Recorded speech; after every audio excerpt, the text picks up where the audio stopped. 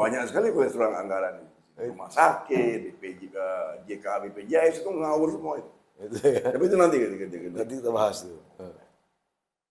Kemudian 6 bulan kemudian uang sudah jalan, datang lagi gubernurnya, Pak Presiden, ini 2 tahun lagi,